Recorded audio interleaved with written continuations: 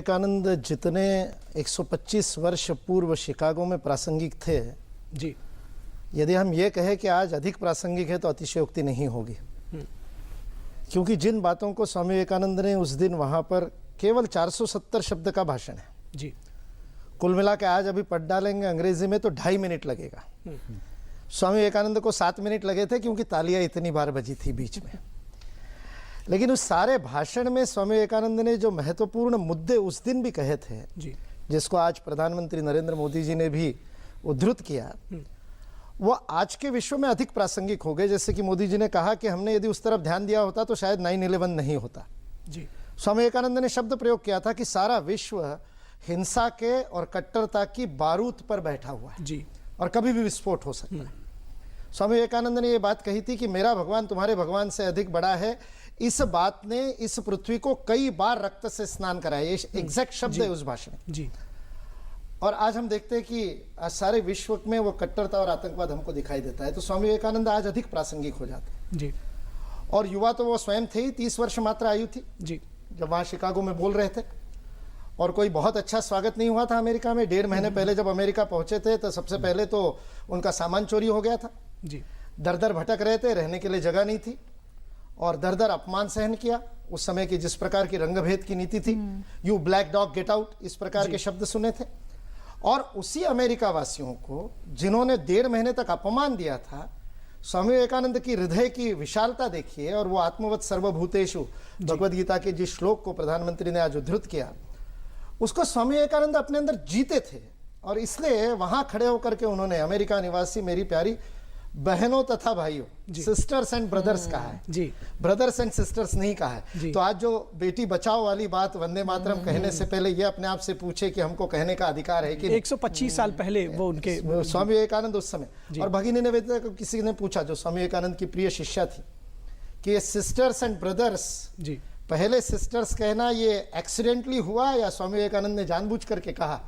तो भगिनी निवेदिता कहती है कि मैंने स्वामी विवेकानंद से स्वयं ये बात पूछी थी और विवेकानंद ने कहा था कि उस समय मैंने जो भी बोला था वो मेरे गुरु की प्रेरणा से सरस्वती मेरे मुख से बोली थी। जी, इसलिए उसके पीछे निश्चित रूप से कोई संकेत है। और स्वामी विवेकानंद का वाक्य है, आने वाली शताब्दी 21वीं शती ये मातृशक्ति की शताब्दी होगी और इसलिए शायद सिस्टर मेरे मुंह से पहले निकला था। जी, इसलिए सिस्टर्स एंड ब्रदर्स उस अमेरिका के लोगों को कह रहे जिन्होंने अपमान दिया है, जिन्होंने कष्ट दिया है, शारीरिक मानसिक सब प्रकार से। जी, ये हृदय की विशालता स्वामी विवेकानंद की है, जिसकी चर्चा आज के भाषण में भी की। जी, और दूसरी बात, नित्य नूतन चिर पुरातन वाला जो विषय है भारतीय संस्कृति का, कि पुरातन बातों को फेंक देने में। स्वामी विवेकानंद के बचपन की घटना है कि एक प्रवचनकार से सुन रहे थे, वो राम की भक्ति करते थे बचपन में। ऊपर में कमरे में राम की मूर्ति रखी थी और पूजा करते थे नरेंद्र। और एक दिन प्रवचनकार ने कहा कि राम ने किया क्या? राम के तो सारे काम हनुमान ने किए और इसलिए हनुमान राम से बड़े महान थे। ये सुनकर के विवेकानंद नरेंद्र घर आकर के राम जी को उठा करके फेंक दिया और हनुमान जी को बैठा दी। यानी जो काल बाह्य है उसको छोड़ने की जो शक्ति है जिसका आज जिक्र हुआ, तो इसलिए यही सनातन हिंदू धर्म की विशेषता है कि ये अड़ा नहीं रहता, रिजिड नहीं है कि जो वेदों में लिखा है वो अंतिम सत्य है। जी, उसको युगानुकूल, कालानुरूप, समयानुकूल करके स्वीकार करना, ये विवेकानंद का। 1904 में स्वामी विवेकानंद के समग्र साहित्य के प्रथम संस्करण का प्रकाशन हुआ। 4 खंडों में था, अब वो 10-11 खंडों में है। जब 4 खंडों में उसका प्रकाशन हुआ तो उसकी भूमिका, उसकी जो प्रस्तावना थी वह भगिनी निवेदिता ने लिखी थी। और उस प्रस्तावना में भगिनी निवेदिता उस बात पर कहती है जो प्रीति जी ने अभी यहाँ पर कही। स्वामी विवेकानंद के उस शिकागो के भाषण से 11 सितंबर 1893 को भगिनी निवेदिता कहती है, Hinduism was reborn, yes, Hindutva का नए प्रकार से एक पुनर्जन्म हुआ। ये शब्द उन्होंने उस प्रस्तावना में प्रयोग किए हैं।